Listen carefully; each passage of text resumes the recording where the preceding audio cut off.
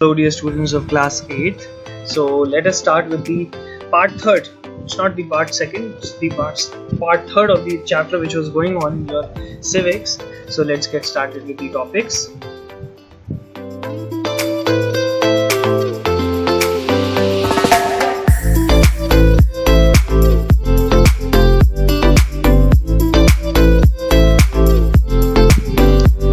आज बात हम लोग करते हैं पहले टॉपिक की, वो है the Indian parliament.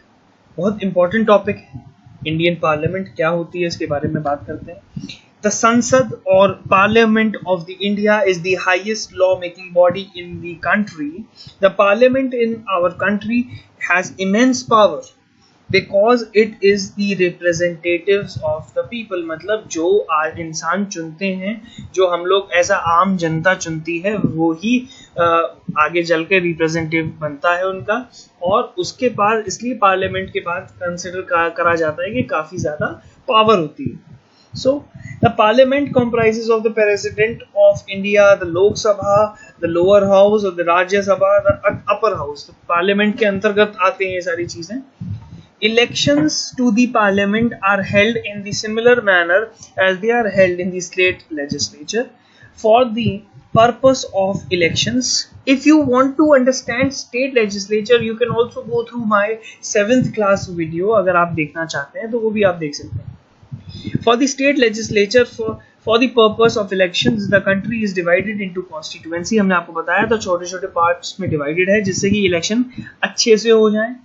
All the adult citizens of the India are allowed to vote, as I told you in universal adult franchise में दे रखा है कि सब adults को वोट करने का राइट होता है। A representative is elected from each of the constituency। तो ये सारा कंटेंट हमने आपको कल इंडियन पार्लियामेंट में समझाया था।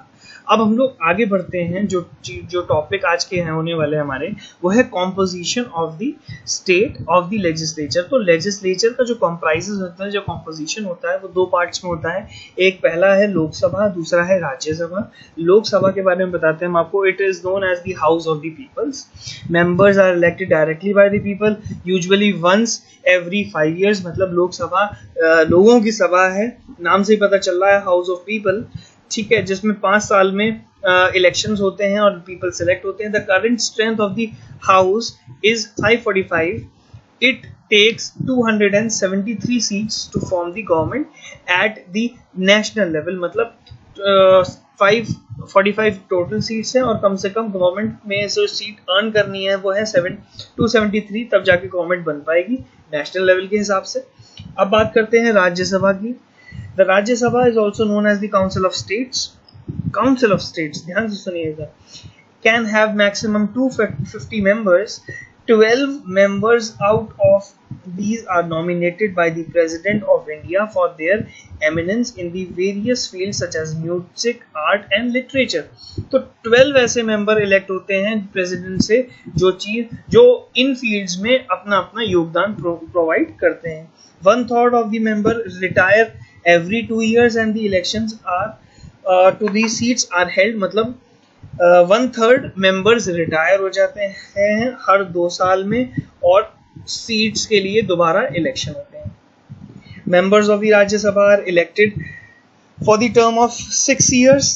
Likely the Lok Sabha, the Rajya Sabha is permanent house। Okay, moving on to the next topic, composition of the executive. Executive का जो कॉम्प्राइजेस होता है वो क्या क्या होता है, कैसा होता है, पढ़ते हैं पहले पॉइंट के बारे में। द प्रेसिडेंट एंड हिज और हर पावर। क्या प्रेसिडेंट के पास पावर होती है, कैसे वो वर्क करता है। The president of India is the head of the state, the supreme commander of the defence forces and the first citizen of the country. उसी प्रेसिडेंट को फर्स्ट कंट्री का सिटीजन कहा जाता है। हेड है वो स्टेट का, head of the state, and the supreme commander मतलब कमांडर, सबसे ऊपर का कमांडर माना जाता है। he or she acts on the advice of the prime minister and the council of minister। मतलब जो प्रेसिडेंट होते हैं वो भी प्राइम मिनिस्टर की ही एडवाइस से आगे प्रोसेस करते हैं और अपनी भी राय रखते हैं, तभी कंक्लूजन बनता है उनका। The President is elected by an electoral college comprises of elected members of the two houses of parliament, Lok Sabha and Rajya Sabha, the members of legislature of all the states and the national capital territory of Delhi and Puducherry. He or she serves the term for the 5 years. मतलब ये सारे members मिलकर elect करते हैं president को, और उनका जो टर्नओवर होता है, जो ड्यूरेशन रहती है, वो 5 years की रहती है. The president of India has several powers. कई सारी पावर्स होती हैं प्रेसिडेंट ऑफ इंडिया की. अब बात करते हैं पावर्स के बारे में. पहली पावर है legislative power, which include summoning both the houses of the parliament and prologuing them to give assent to bills for it becomes laws among others. मतलब ऐसे बिल्स जो दूसरों के लिए लॉज हैं, तो वो एक एग्जीक्यूटिव ऐसी लेजिस्लेटिव पावर उनके हाथ में होती है. Executive power which include the appointment of the prime minister and other members of the council of minister among others, which includes appointment of the prime minister. तो इनके अंडर में एक और पावर आ गई कि अपॉइंट भी कर सकते हैं अपने टर्नओवर, अपने ड्यूरेशन में प्राइम मिनिस्टर को, और काउंसिल्स ऑफ मिनिस्टर को बदल सकते हैं कभी भी ये चाहे. फाइनेंशियल पावर्स क्या हैं? Which include the power to give assent to money bills and approve the presentation of annual and supplementary budget before the parliament. मतलब इनके पास ये पावर है कि बजट को पार्लियामेंट के सामने अपने लेवल पे रख सकते हैं.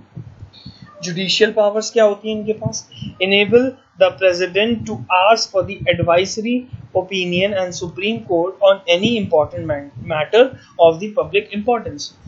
अब क्या होता है कि सुप्रीम कोर्ट भी इनके थ्रू इनके तरफ जा सकता है पूछने के लिए, इनसे राय लेने के लिए कि कोई बहुत बड़ा अगर इम्पोर्टेंट मुद्दा है उसके बारे में डिसीजन मेकिंग भी कहीं ना कहीं प्रेसिडेंट ऑफ इंडिया के थ्रू ही हो सकती है अगर सुप्रीम कोर्ट चाहे. The president can also declare war or conclude peace with other countries and negotiate all the international treaties and agreements through the diplomatic delegations. मतलब कभी भी ये चाहें तो वॉर ले सकते हैं, कभी भी ये चाहें तो पीस ले सकते हैं. इनके डिसीजन के हिसाब से सारी कंट्री को वर्क करना पड़ेगा. The president enjoys the certain emergency powers as well. So president के पास इमरजेंसी पावर्स भी होती है. वो इमरजेंसी पावर्स में कई सारी चीज़ें आ सकती हैं. हॉस्पिटैलिटीज आ सकती है, आगे उनकी फैमिली इमरजेंसीज आ सकती है, कुछ भी. तो you may find out what are the emergency powers of president of India. So हम लोग सब जानते हैं हमारे प्रेसिडेंट जो हैं वो रामनाथ कोविंद जी हैं इंडिया के. सो आई होप टॉपिक क्लियर हुआ होगा. Just go through once the topic and read it out, so you'll get to know many points. Thank you so much for watching the video.